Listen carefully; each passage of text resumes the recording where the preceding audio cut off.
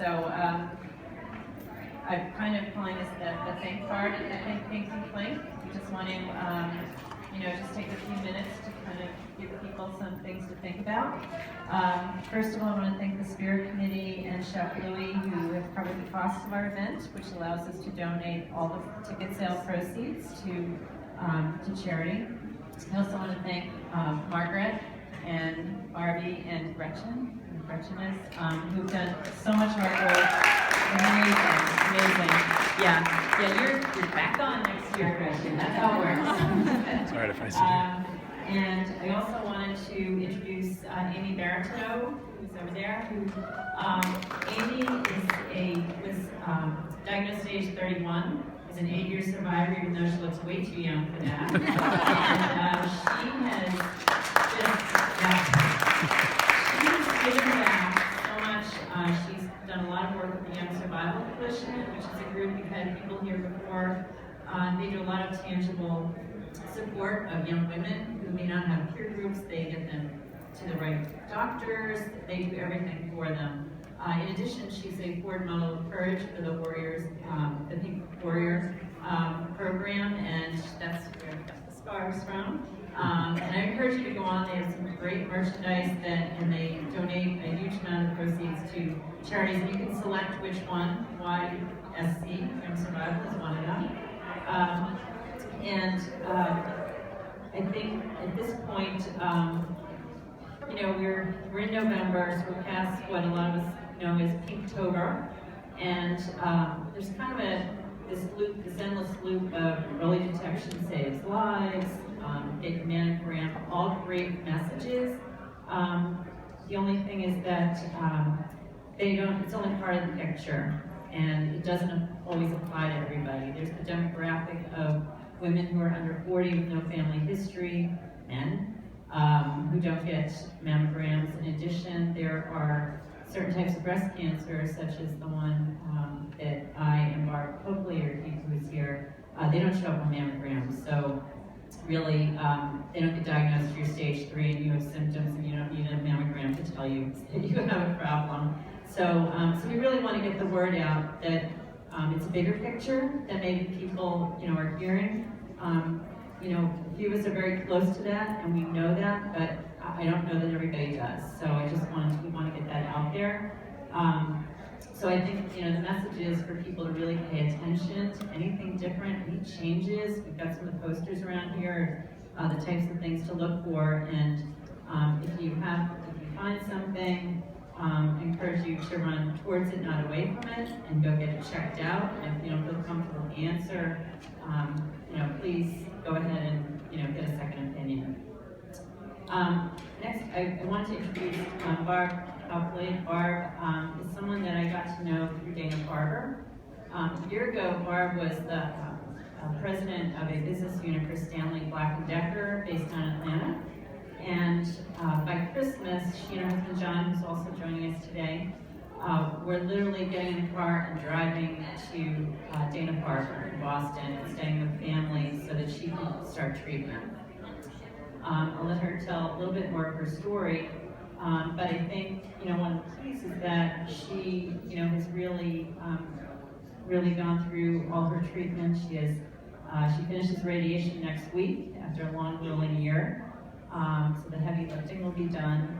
But she has taken this time that she has been on leave from her job to sort of look at, kind of do the math. She's this great businesswoman, and she's saying, there's still 40,000 women a year dying. So, what do we do? What do we do? How do we, fund the research? So she's really going to share just a few of her thoughts and perspectives, and particularly, so many groups are looking for donations. Like, how do you vet out, like, making sure that the money is really going to be effective. So with that, I just want to introduce Barb.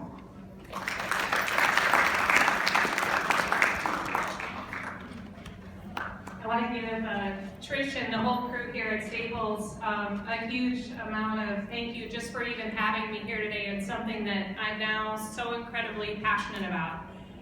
So just to kind of flash back to what happened to me, I was going along in my corporate life. I had worked at Honeywell for 15 years, and I was at Stanley Black & Decker for 3, and I've had an amazing personal life, an amazing work life, and last year about this time after Thanksgiving, I ate too much turkey, too many cookies, all that kind of stuff. I'd added a few pounds, and I was heading into the Christmas season, and I was trying on dresses to go to a holiday party.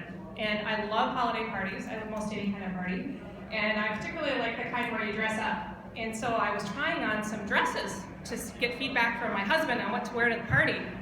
And I come out with one of the dresses, and he's like, I don't know how to say this, honey, but we've been married almost 20 years, but your breasts look pendulous. I was like, pendulous? It's not an effect I've really been looking for since it was my company's Christmas party.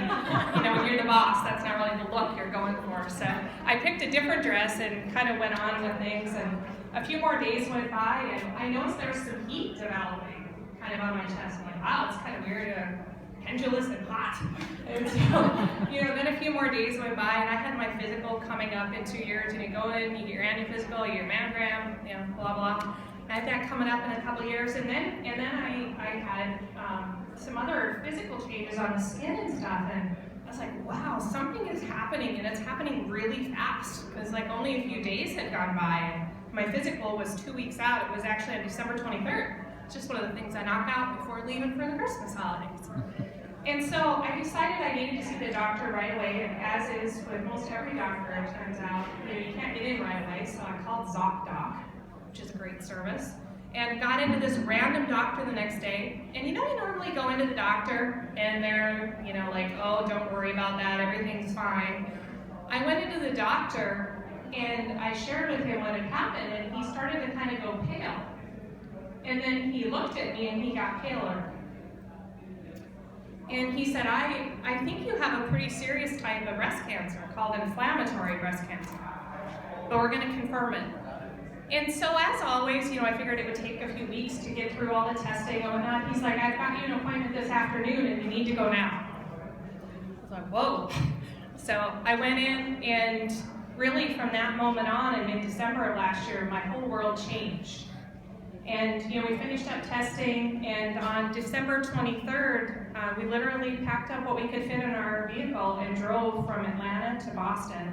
And I met with an amazing medical team up at Dana-Farber who came in on Christmas Eve, which was the best Christmas gift you could ever have.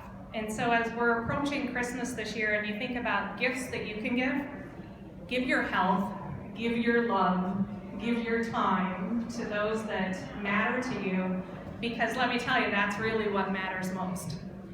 And as I've gotten deeper into all of this, I was kind of shocked that people even died from breast cancer anymore. You would think from all the awareness and everything that everybody's getting mammograms, and you just don't, you hear in all the headlines that, the survival rate's going up, and it's like, 89, 90% now, and everything's great, unless you're that 10%. And it turns out there's a couple of subtypes that really have difficulty getting through it.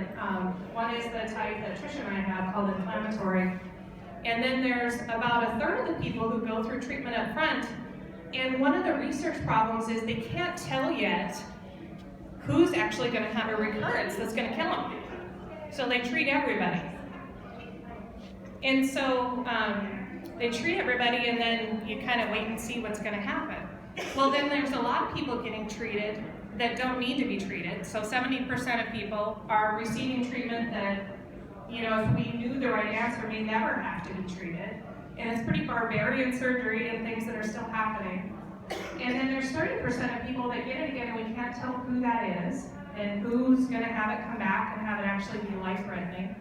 And then the type that Tricia and I have, you can't even diagnose until the very end, until it's stage 3 or stage 4. And stage 3 is we can still treat you for a cure, and stage 4 means you're going to die from this. You may die a month from now, or you may die years from now, but it's something that can actually kill you, which I also didn't know until I was in the middle of all this. But in certain types of cancer, they just don't know. And that's when it became crystal clear to me that I need to focus all of my efforts and everyone that I can come across, that if you're going to spend money and time on charitable giving, to be really laser clear on how much of that money is getting to the cause that you intend it to be. And so in my case, I'm extremely focused on breast cancer research. And so I dug into the charities that we know well for being associated with breast cancer, and the vast majority of them have only a very small percentage that's going to research.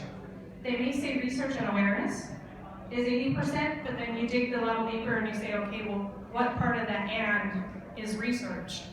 It might be 3%, it might be 10%, it might be 15% if you're lucky. But that's, a very big disconnect if you look at how much is being, sunk into SG&A, whether it's at hospitals, at research organizations, or at those who are actually raising the money. And so my think request for all of you in this year is to be healthy, be as healthy as you can, be as focused as you can on the moment right here, right now, for the people that matter the most to you.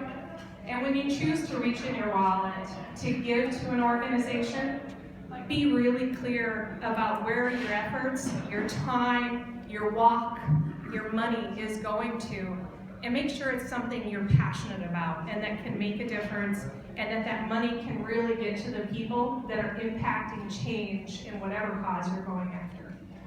So for all of those things, I want to wish you well into the new year. I want you to know that you can have such a big impact on whatever you choose in your life, in your health, and what you're doing with your dollars and your time. You can choose it. You can make it. And as we enter into the new year, I hope it's one of your best. So thank you so much for having me here today. Thank you, Trish. And thank you, everyone, for spending your time with me.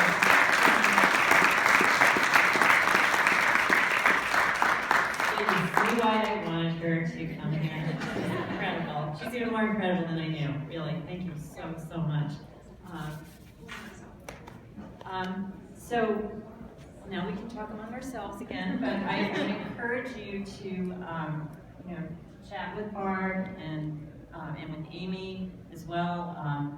Amy has also has experienced a lot of this as well, and she is working with groups that are raising money, that are helping people as well. So if you have any questions about that or in general. And I don't know, it's an awkward segue, but we do have a raffle drawing. So if we wiped our tears, I was thinking of having Amy and Barb draw. We have 2 prizes. And did everybody here put in a ticket with their name? Oh, yeah.